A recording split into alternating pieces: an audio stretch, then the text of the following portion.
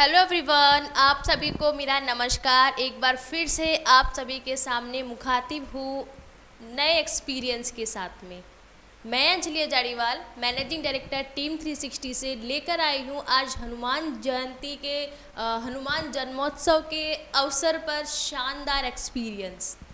जैसा कि फ्रेंड्स हमारे हर वीडियो में आप देख पाते हैं कि हम लोग विज़न की बात करते हैं एंड विज़न किस तरह से बनाना चाहिए। विज़न बनाना ही पर्याप्त नहीं है, विज़न बनाने के साथ साथ उस पर एक्शन लेना चाहिए, जोश जुनून, बहुत सारी जो है चीज़ें जो है ज़रूरत होती है जिसका जो है हम अनदेखा कर जाते हैं और अनदेखी करने की वजह से हम सफल नहीं हो पाते हैं। उसी तर्ज पे आज हमारे बीच में मौजूद है टीम 360 के CEO and chairman Shri D Sharma sir. सबसे पहले तो सर मेरा आपको नमस्कार। और जैसा कि आप स्पिरिचुअल साइकोलॉजिस्ट भी हैं, मोटिवेशनल स्पीकर भी हैं, आपने मोर देन 12 बुक्स भी आपकी जो है पब्लिश हुई हैं। लोगों को रोजगार देने हेतु आपने 945 ऑथराइजेशन सेंटर्स भी दिए हैं, 7 हैबिट एंड हाईली इफेक्टिव के इंटरनेशनल ट्रेनर भी हैं। तो आपसे मैं सबसे पहले तो हनुमान जयंती आज है तो लोगों को मैं बधाई भी देना चाहूँगी। और बात कर लेते हैं सर हनुमान जी की ही कि क्या ये भी जो है इन्होंने भी अपना कोई विज़न रखा या फिर ना हनुमान जी की आपकी नज़र में ऐसी क्या विशेषता है, उनमें ऐसी क्या खूबी है जो लोग उनको इतना मानते हैं, और क्या वो भी जो है विज़न के साथ से ही अपना काम शुरुआत करते थे। तो थोड़ा सा हमारे दर्शकों को इस हनुमान जयंती के शुभ अवसर पर आप अपनी बात बताएं ताकि लोगों को ये चीज़ क्लियर हो। सबसे पहले तो अंजलि जी आपको बहुत बहुत बधाई कि आपने हनुमान जयंती जैसे मौके को चुना और इस पर जो है आप मेरा उद्बोधन जो है जनता तक पहुंचा रही हो। देखो, मैं तो 7 habits of highly effective people का इंटरनेशनल ट्रेनर हूँ और 8th हैबिट स्टीफन आर कोवी ने 7 हैबिट्स दी, जो 7 हैबिट्स इस किताब में लिखी गई 7 हैबिट्स ऑफ हाईली इफेक्टिव में। बाद में 20 वर्ष बाद उन्हें कुछ लगा कि एक हैबिट और होनी चाहिए और वो हैबिट उन्होंने 8वीं हैबिट कही। 8वीं हैबिट में उन्होंने ये बताया कि क्या कोई ऐसे लोग भी हैं जो मेरी सातों की सातों आदतों को आत्मसात कर चुके, अपने जीवन में अच्छे तरीके से परिपक्वता के साथ उतार सके। तो उन्होंने 8वीं हैबिट जो है वो लिखी कि क्या ये संभव है कि मेरी सातों हैबिट्स कोई परिपक्वता के साथ जीवन में उतार ले। तो उन्होंने 4 आयाम दिए कि जिसके पास विजन है वो मेरी 7 हैबिट्स उतार रहा होगा।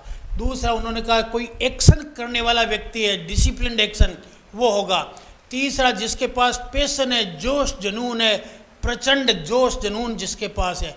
और चौथा उसने कहा जिसके पास विश्वसनीयता है, भरोसा है, निष्ठा है ना, आश्रय है, जो यानी निष्ठावान है।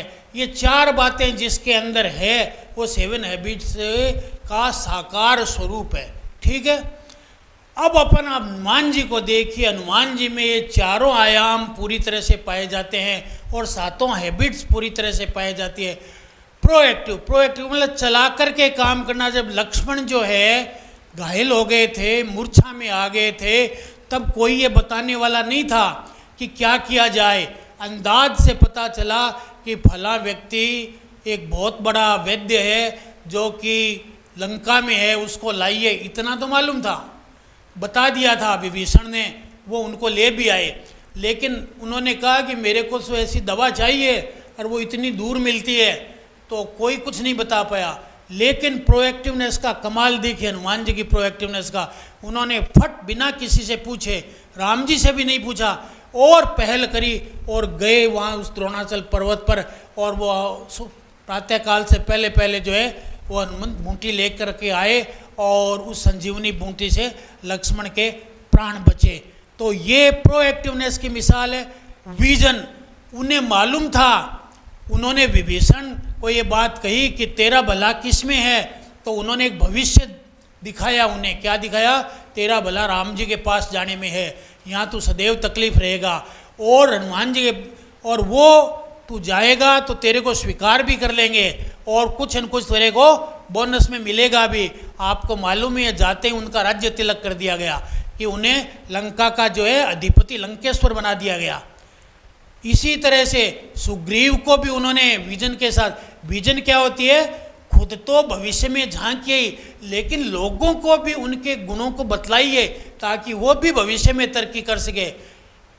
छोटा स्तर तो विजन का है, खुद की भविष्य दृष्टि को बना ले, लेकिन बड़े वो लोग हैं, महान वो लोग हैं जो दूसरे लोगों को भी दृष्टि देते हैं कि तुम ये काम करोगे। ऐसे उन्होंने सुग्रीव को दृष्टि दी, तो सुग्रीव भी जो है यानी अपने राज्य बना, अपने भाई को खत्म करके स्वयं पुनः राज्य को स्थापित कर सका। इसी तरह से हनुमान जी ने लाखों लोगों को जो है प्रेरित किया, लाखों लोगों को मोटिवेट किया और लोगों के दिलों में समा गए। क्यों? अपने इन गुणों के कारण। कितनी बड़ी ताकत। हेलो, लंका 7 समुद्रों को पार करके लंका में जाना प्रोएक्ट। किसी ने कहा नहीं था कि तुम ये करो, लेकिन किसी ने कहा तुम यार काबिल हो। बस काबिलता का नाम सुनते ही और ठेठ लंका चले गए। यानी ये प्रोएक्टिवनेस थी, उनके पास में विजन था और डिसिप्लिन इतने कि हनुमान जी राम की सेवा में तत्काल ऐसे लगे रहते थे जैसे एक डिसिप्लिन सिपाही लगा रहता है। तो 7 आदतें जो स्टीफन आर कोविंद ने बताई है वो हनुमान जी में पूरी तरह आत्मसात थी और 4 आयामों को वो विकसित कर चुके थे। इसीलिए उनके अंदर क्या 8 सिद्धियां आ गई थी और 9 निधियां आ गई थी। इसलिए वो पूर्ण तत्व बन गए। और जब कोई चीज़ पूर्ण तत्व बन जाता है तो उसका विनाश नहीं होता, वो अमर हो जाता है। तो हनुमान जी को इसीलिए अमर कहा जाता है। So much sir. और जैसा कि अभी आपने बताया कि हनुमान जी एक ऐसे व्यक्ति हैं जिन्होंने जो है 7 आदतें उनके अंदर थी और उन्होंने जो है आत्मसात किया। 7 आदतों को यूज करके जो है काफ़ी लोगों की हेल्प की, प्रोएक्टिवली पहल करके अपने सारे कामों को उन्होंने पूर्ण किया और वाकई एक बहुत ही सक्सेसफुल व्यक्ति रहे वो। तो अब इतनी चर्चा हो ही रही है तो मैं आपसे जानना चाहूँगी कि सर वेदों में तो उनका कहीं जिक्र नहीं है। बात आपने बहुत ऊंचे स्तर की पूछ ली है। लोगों ने वेद पढ़े नहीं है, लोगों को वेदों की जानकारियां नहीं है। मैं बतला दूं, वेदों ने हनुमंत तत्व का उल्लेख किया है। वेदों में किसी व्यक्ति विशेष का महत्व नहीं स्वीकारा गया है, वहाँ पर किस्से कहानियाँ नहीं है। वो सिर्फ तत्व की बात करते हैं। ये गुण जिस व्यक्ति में आ जाएंगे वो व्यक्ति हनुमान हो जाएगा, ये गुण जिस व्यक्ति में आ जाएंगे वो राम हो जाएगा, ये गुण जिस व्यक्ति में होगा वो विष्णु होगा। उन्होंने गुणों को स्वीकार किया है, सिद्धांतों को स्वीकार किया है। वेदों ने कहा है कि जिसमें ये 4 गुण आ जाएंगे, 8 सिद्धियाँ आ जाएगी, 9 निधियाँ आ जाएगी, वो हनुमान हो जाएगा।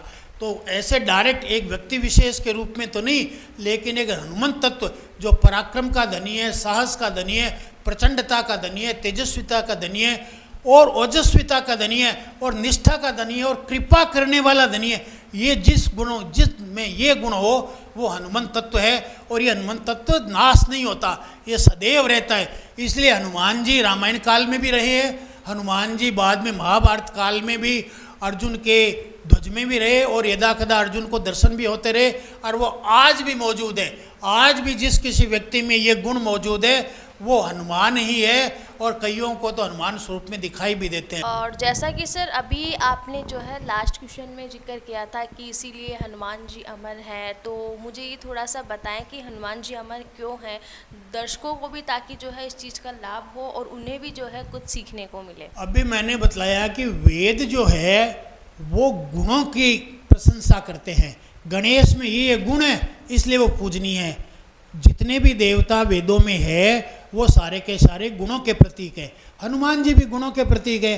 तो राम जी के टाइम में एक बच्चे के अंदर ये गुण विकसित हुए, वो हनुमान कहलाया। बाद में ये किसी और में विकसित हुए, वो हनुमान हुआ। आज तो जिनमें भी ये तत्व हैं, तत्व कभी मरते नहीं, सिद्धांत कभी मरते नहीं। निष्ठावान रहना सिद्धांत है, ये कभी नहीं मरेगा। प्रचंड साहस का धनी होना सिद्धांत है और लोगों की सेवा करना सिद्धांत है, तेजस्विता सिद्धांत है। ये सिद्धांतों का समुच्चय जो है वो हनुमंत तत्व कहलाता है। हनुमंत तत्व मीन्स साहस, हनुमंत तत्व मीन्स विवेक, हनुमंत तत्व मीन्स बुद्धिमता, हनुमंत तत्व लोगों को मदद करना, हनुमंत तत्व निष्ठावान रहना और ब्रह्म में विचरण करना।